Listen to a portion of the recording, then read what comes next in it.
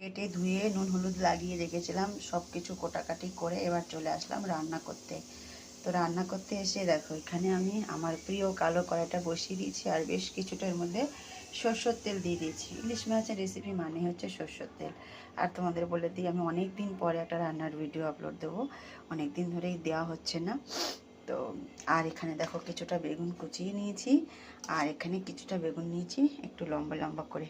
তো এটা দিয়ে মাছ দিয়ে ঝোল বানাবো, আর এটা দিয়ে বানাবো মাছের তেল।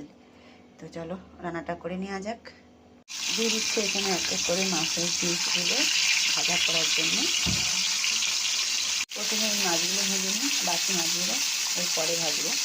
এগুলো কিন্তু হালকা করে ভাজা হয়ে গেছে, এবার তেল থেকে তুলে নেব।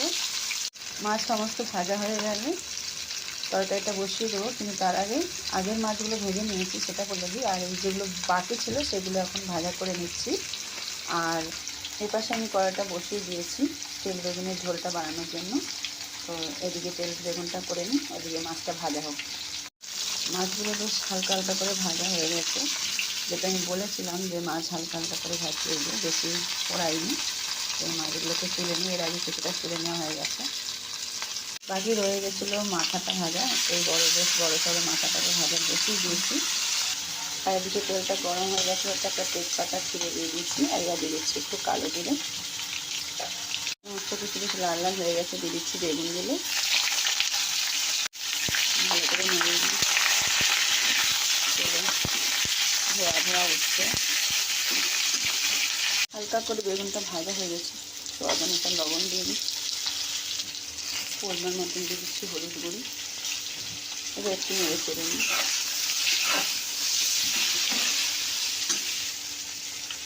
দিয়ে দিলাম বন্ধুরা একটু পরিমাণ মতন লঙ্কার গুঁড়োটা দিয়ে একটু নেড়ে চেড়ে নিই। একটু হালকা জল দিয়ে দিচ্ছি যাতে লঙ্কা গুঁড়োটা জ্বলে না যায়।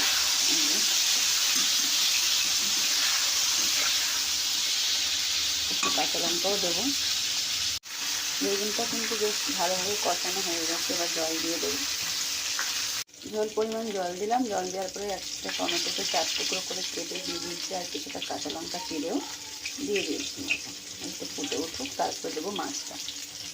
এদিকে মাথাটা বেশ ভালোভাবে ভাজা হয়ে গেছে, দিয়ে দিচ্ছি মাছের যে তেলগুলো ছিল সেই তেলগুলো। এর মধ্যেই মাছটাকে আমি বেগুনটাকে রান্না করে নেবো, মাছের তেল বেগুন। মাছের তেলটা ভাজা হয়ে গেছে, তো এবার দিয়ে দিচ্ছি বেগুন দেওয়ার আগে কাঁচা লঙ্কা পেঁয়াজ কুচি। পেঁয়াজটাকে একটু নেড়ে চেড়ে দিচ্ছি। তো পেঁয়াজ কাঁচা লঙ্কাটা দেখে হয়তো অনেকে ভাববে যে বেগুন দিয়ে করছে, তাহলে আবার এত পেঁয়াজ কেন। হ্যাঁ, বেগুন দিয়ে তো ভাজবো, কিন্তু পেঁয়াজটা এই কারণে দিলাম, বেগুনের পরিমাণটা হচ্ছে একদমই কম, তো সেই জন্য আমি দিয়ে দিলাম একটুখানি পেঁয়াজ, যাতে সবার হয়ে যায়। আর বেগুনটা রান্নার পরে আরও কমে যাবে, কাঁচা অবস্থায় পরিমাণ মতো কম আছে, রান্নার পর আরেকটু কমে যাবে, সেই জন্য একটু পেঁয়াজটা বেশি দিলাম। এর মধ্যে দিয়ে দিচ্ছি স্বাদ অনুসার লবণ, আর পরিমাণ মতন হলুদ গুঁড়ো দিয়ে পেঁয়াজটাকে একটু ভালো করে নেড়ে চেড়ে নিয়েছি। এবার দিয়ে দিচ্ছি বেগুনগুলো দিয়ে দিচ্ছি। বেগুনগুলো দিয়ে এবার একটু নেড়ে চেড়ে নিই। পেঁয়াজটা ভাজা হয়ে গেলে একটু দিয়ে দিলাম বেগুনগুলো দিয়ে একটু নেড়ে চেড়ে নিই ভালো করে।